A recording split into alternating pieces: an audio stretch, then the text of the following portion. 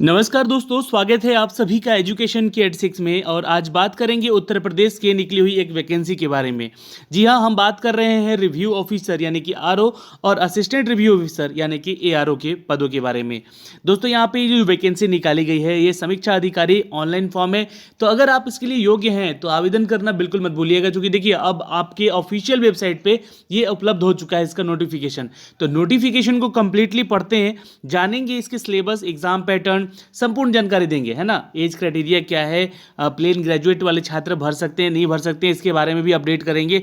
हर चीज़ update करेंगे, fees को लेकर भी अपडेट करेंगे, कितना फीस लग रहा है।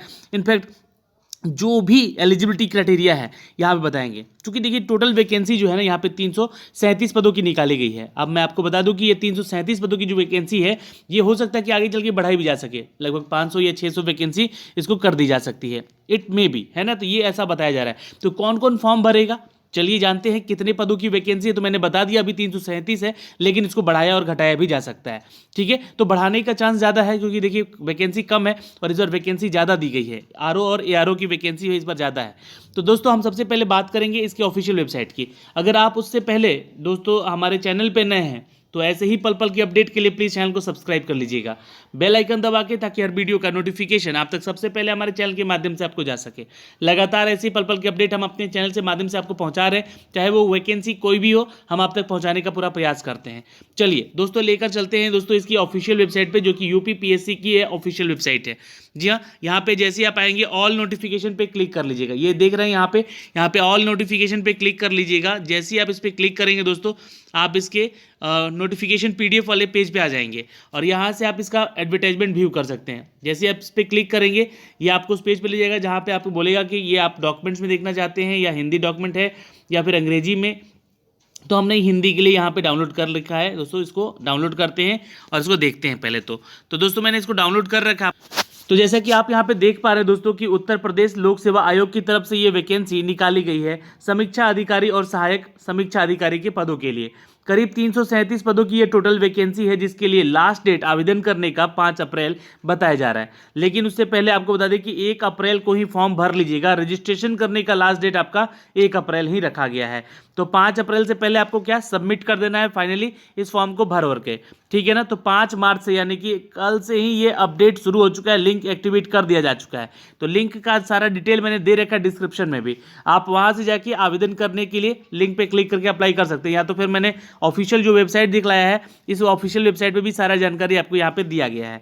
दोस्तों, आप अगर यहाँ पे आवेदन करते हैं तो देखिए सबसे पहले तो यहाँ आवेदन कैसे करना है इसका ये अपडेट दिया गया है। आपको यहाँ पे बताया गया है कि आयोग की वेबसाइट पे जाएंगे, ऑल नोटिफिकेशन पे क्लिक करेंगे, यूज़र इंस्ट्रक्शन पे जाएंगे, व्यू एडवर्टाइजमेंट पे क्लिक करेंगे और अप्लाई पे क्लिक कर लीजिएगा। जैसे आप अप्लाई पे क्लिक करेंगे तो पहले स्तर का जो आपका अप्लाई करने का अपडेट दिया जाएगा, वो अप्लाई पे क्लिक करते ही कैंडिडेट का रजिस्ट्रेशन मांगा जाएगा। रजिस्ट्रेशन दोस्तों यहाँ पे क्लिक कर लीजिएगा और बेसिक रजिस्ट्रेशन फॉर्म आपको भरना है, जहाँ पे आपका नाम, पता, एड्रेस, यही सारी चीज़ें आपको अप्लाई करनी होंगी भरते समय। और उसका एक प्रिंट ले लीजिएगा। प्रिंट जैसे ही आपका रजिस्ट्रेशन कंप्लीट होगा उसका स्लिप रखे रहिएगा, इन फ्यूचर आगे आपको काम जरूर आएगा। ओके दोस्तों, द्वितीय स्तर है इसका। प्रथम चरण की प्रक्रिया पूरा होने के बाद ही आपका जो स्क्रीन है वो बोलेगा कि आपको दूसरे चरण पे जाने के लिए, जहाँ पे आपको पेमेंट मांगा जाएगा। तो फीस सबमिट करना। अब फीस कितना लग रहा है, तो फीस बहुत कम है, ज़्यादा फीस नहीं है यहाँ पे।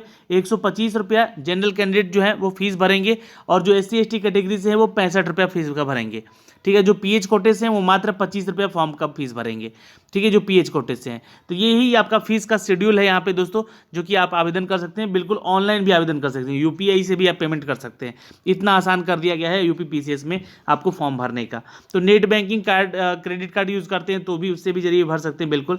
अब देखिए तीसरे चरण में आते हैं अप्लाई करने में। तो तीसरा चरण दोस्तों, जब दूसरा चरण आपका कंप्लीट हो जाता है, फाइनल सबमिट हो जाता है, आपका पेमेंट वगैरह सब कर देते हैं, तो तीसरा चरण में आप प्रीव्यू कीजिएगा और फाइनली उसका एक जो है फॉर्मेट डाउनलोड कर लीजिएगा। मतलब कि आपने अपना सारा डिटेल यहाँ पे कंप्लीटली भर दिया। तो यही एक सिंपल 3 फेज में आपका पूरा फॉर्म भर दिया जाएगा। आवेदन शुल्क के बारे में मैंने आपको बता दिया है, 125 रुपया फीस लग रहा है। यहाँ पे भी सारा चीज़ लिखा गया है, चेक कर सकते हैं। ठीक है, जो भी जनरल कैटेगरी से OBC में आते हैं और जो छात्र यूपी से बाहर से हैं वो यहाँ पे जनरल में ही काउंट किए जाएंगे, इसलिए उनसे भी 100 रुपये चार्ज लिया जाएगा। ठीक दोस्तों, अनुसूचित जाति के लिए 40 रुपया और प्लस यहाँ पे कुछ ऑनलाइन प्रक्रियाओं के लिए कुछ पैसे लेंगे, तो 65 रुपये आपका फीस है। दिव्यांग कोटे के लिए 25 रुपया है और भूतपूर्व सैनिक के लिए 65 रुपया है यहाँ पे। ठीक, ये देख लीजिएगा, यहाँ पे सारा डिटेल आपको फीस को ले, फीस ज़्यादा है नहीं तो उस पर ज़्यादा चर्चा करने की भी कोई उम्मीद यहाँ पे मत रखिए। ठीक है, ज़्यादा चर्चा भी नहीं करना चाहिए फीस को लेकर। अपॉर्चुनिटी मिल रही है, अप्लाई कीजिए और अप्लाई करने के बाद ध्यान दीजिएगा, फॉर्म भरते समय कोई गलती मत कीजिएगा, खासकर अपना मैट्रिक का जो आपका अपडेट है, पिता का नाम, माता का नाम, डेट ऑफ बर्थ, ये सही से भर दीजिएगा, कम से कम आपका रजिस्ट्रेशन यहाँ पे गलत ना हो जाए। दोस्तों अब यहाँ पे जो वैकेंसी निकाली गई है वो कौन कौन से विभाग में निकाली गई है ये आपको यहाँ पे वर्णन किया गया है। दोस्तों उत्तर प्रदेश सचिवालय में दोस्तों समीक्षा अधिकारी का यानी कि आरओ का पोस्ट है यहाँ पे। उत्तर प्रदेश लोक सेवा आयोग में भी यहाँ पे आरओ का पोस्ट है। ये सारे डिपार्टमेंट है, तो टोटल यहाँ पे 13 डिपार्टमेंट है जहाँ पे इनकी वैकेंसीज का विवरण दिया गया है। दोस्तों कुल पदों की अगर हम बात कर ले यहाँ पे तो 228 जो है ये आरओ और, जी हाँ दोस्तों, आरओ और एआरओ जनरल में, जनरल रिक्रूटमेंट है ये। ठीक है, तो जनरल रिक्रूटमेंट है, अब ये बातों को समझिएगा यहाँ पर। और स्पेशल रिक्रूटमेंट भी है आरओ और एआरओ का। ठीक है, तो स्पेशल रिक्रूटमेंट में दोस्तों कुछ क्राइटेरिया आपका जो है वो अलग होगा, यानी कि क्वालिफिकेशन का। तो जनरल आरओ में 228 सीट है और स्पेशलिस्ट के लिए 109 सीट है। तो ये यहाँ पे मैं सीट बता रहा हूँ अभी, इसलिए इसको थोड़ा सा ध्यान दीजिएगा।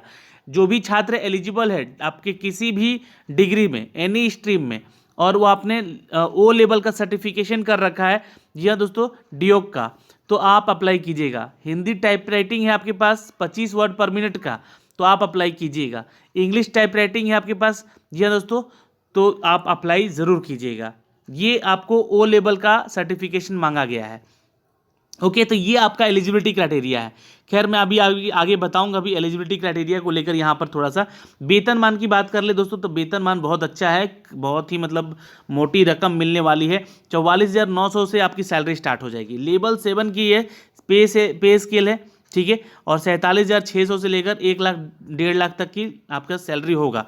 और लेवल 8 का भी सैलरी यहाँ पे वेतनमान दिया गया। आरओ के लिए 44,900 और एआरओ के लिए यहाँ पर एआरओ के लिए 44,900 है और आरओ के लिए यहाँ पे 47,600 का है। तो ये आपका सैलरी पे स्केल है लेवल 7 लेवल 8 को लेकर यहाँ पे बताया गया है। दोस्तों आरक्षण का लाभ उन्हीं लोगों को मिलेगा जो कि उत्तर प्रदेश के रहने वाले हैं, उत्तर प्रदेश से जानने वाले। तो यही सारा डिटेल आपको जो कि हर बार दिया जाता है, वही सारा अपडेट है आरक्षण को लेकर। यहाँ पे आरक्षण के ऊपर भी ज़्यादा चर्चा करना उचित नहीं समझा मैंने। तो दोस्तों आगे चलते हैं और यहाँ पे बात करते हैं उनके विभाग में जो सचिवालय में वैकेंसी निकाली गई है उसके लिए जो एलिजिबिलिटी क्राइटेरिया है वो क्या क्या होनी चाहिए। तो समीक्षा अधिकारी की जो पोस्ट है दोस्तों यहाँ पे देख सकते हैं, जो उत्तर प्रदेश सचिवालय के लिए है। तो भारत में विधि के द्वारा स्थापित किसी विश्वविद्यालय के लेखाक्रम के साथ वाणिज्य में स्नातक, वाणिज्य यानी कि कॉमर्स में आपका मांगा गया है। तो जिन लोगों के पास कॉमर्स की डिग्री है भाई अप्लाई करिएगा। यहाँ पर सरकार के द्वारा मान्य प्रताप किसी भी संस्थान से कंप्यूटर एप्लीकेशन में आपका ओ लेवल सर्टिफिकेशन होना चाहिए। देवनागरी लिपि में आपको हिंदी का ज्ञान भी होना चाहिए दोस्तों। ओके, दूसरा पोस्ट है समीक्षा अधिकारी हिंदी का। जी हाँ, ये भी सचिवालय का ही वैकेंसी है। भारत में विधि द्वारा स्थापित किसी विश्वविद्यालय में हिंदी साहित्य में या फिर संस्कृत साहित्य में एक विषय में स्नातक होना चाहिए और उपाधि आपके पास होना चाहिए इसका। तीसरा पोस्ट है दोस्तों उर्दू का, समीक्षा अधिकारी उर्दू का। तो ये आपको उर्दू साहित्य में आपका एक विषय में स्नातक होना जरूरी है, ये बोला गया है। अदीब ए कामिल परीक्षा उत्तीर्ण पार होना चाहिए। उर्दू साहित्य आपको आना चाहिए। पर्शियन साहित्य या अरबी साहित्य में अपेक्षा नहीं होगी यहाँ पर, लेकिन ये उर्दू आपको कम से कम स्नातक होना पड़ेगा। दोस्तों यहाँ पे लेखा के लिए भी पोस्ट है, यहाँ पे सहायक समीक्षा अधिकारी लेखा के लिए, जिसमें कि उत्तर प्रदेश सचिवालय या फिर उत्तर लोक सेवा आयोग में इसकी वैकेंसी है। तो यहाँ पे दोस्तों देख सकते हैं कि आपको विधि द्वारा किसी विश्वविद्यालय में लेखाक्रम के साथ वाणिज्य के साथ स्नातक होना जरूरी है।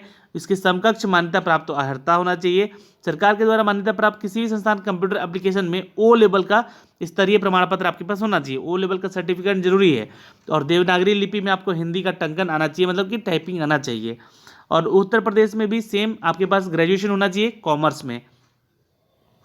समीक्षा अधिकारी के लिए दोस्तों यहाँ पे बात कर ले तो सचिवालय में है और राजस्व विभाग में है और मुख्य निर्वाचन अधिकारियों के लिए है और लोक सेवा आयोग में भी है। तो उत्तर प्रदेश के इन सभी विभागों में यहाँ पर दोस्तों सहायक समीक्षा यानी कि एआरओ का पोस्ट भी दिया गया है।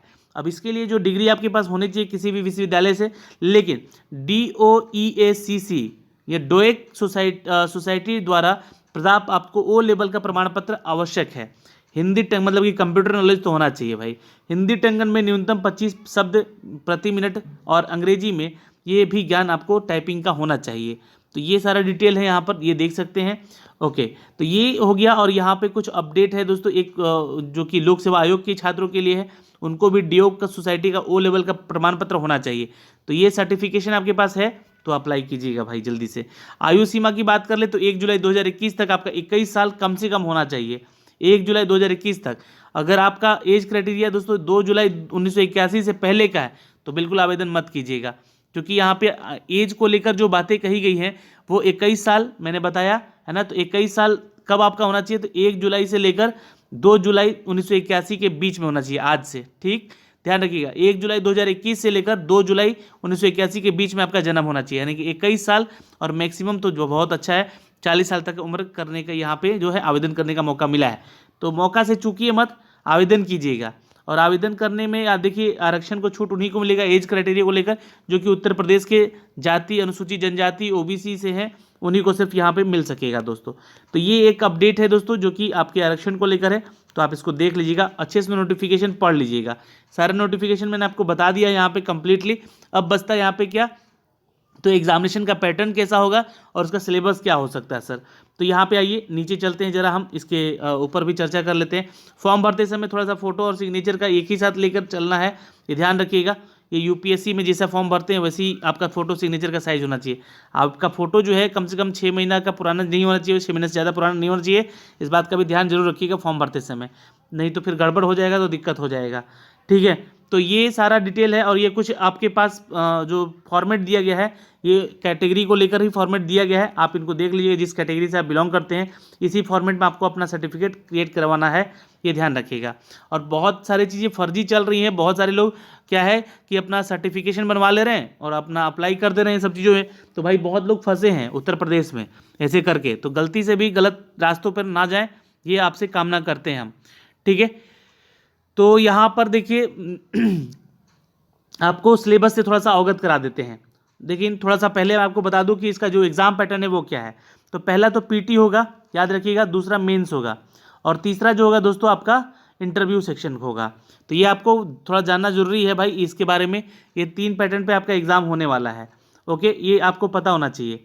अच्छा, सामान्य अध्ययन की बात कर ले तो दोस्तों यहाँ पे 2 घंटे का पेपर होगा, 120 प्रश्न होंगे और 120 आपके नंबर होंगे, यानी कि हर क्वेश्चन 1 नंबर का होगा, हर क्वेश्चन के लिए 1 मिनट मिलेगा आपको। सामान्य हिंदी और आलेखन के लिए दोस्तों अगर हम बात कर ले खंड 1 की तो 2.5 घंटे का पेपर होगा आपका यहाँ पर सब्जेक्टिव। ठीक, मेंस की अगर बात कर ले तो हम बात कर लेंगे। ठीक है, परंपरागत, ठीक है, याद रखेंगे। खंड 1 में दिए गए गद्यांश के शीर्षक और जो भी आप लिखे गए हैं वहाँ पर रेखांक किए गए हैं उनके आप उत्तर करेंगे।